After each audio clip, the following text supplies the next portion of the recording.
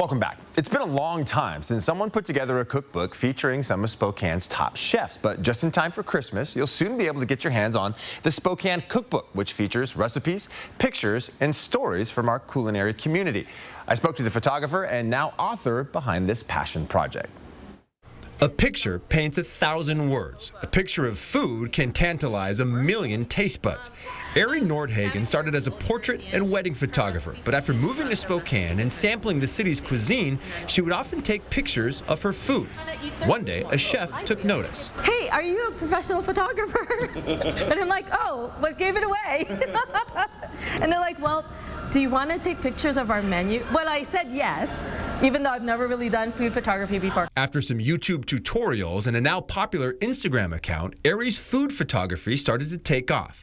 During COVID, she ate up tips from food photographer Joni Simon and asked her about her favorite project. And she said, no question, it was these 7 days that I spent photographing chefs in Phoenix, Arizona for this cookbook that my friend was putting together. And that inspired the idea for the Spokane Cookbook. Because the foodie scene in Spokane is growing, and it's this beautiful thing that really it's not Seattle and it's not Portland, but it has its own character. And I feel like there needs to be a cookbook that showcases that. At first, Ari figured she'd take the pictures, then find someone else to write the chef's stories.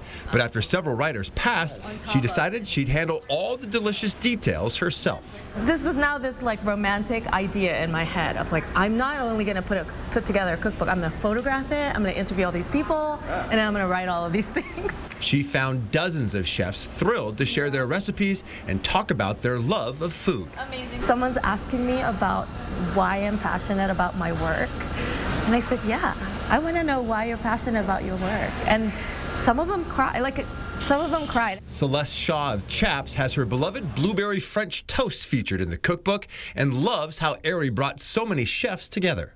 Always community over competition, and I think this book really gives us a platform for that, and I think people are really going to love it. It's an honor to be part of it. The Spokane Cookbook's cover art features lilacs for the city's nickname and a dish of salmon and morel mushrooms as a nod to the city's Native American roots. This Friday from noon to 4, Ari will host a book launch and signing event here at the Wonder Building, and it'll have some very special guests from California in attendance. The aroma is fantastic. Chef David Ross, who used to have a segment on KXLY, is featured in the book.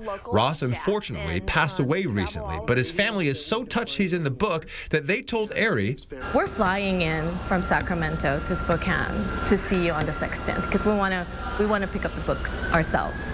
Ari says sharing the chef's stories and recipes has been an honor. This is going to go down in history of my photography career as one of the most favorite things I've ever done. And she can't wait to share the Spokane Cookbook with all of you.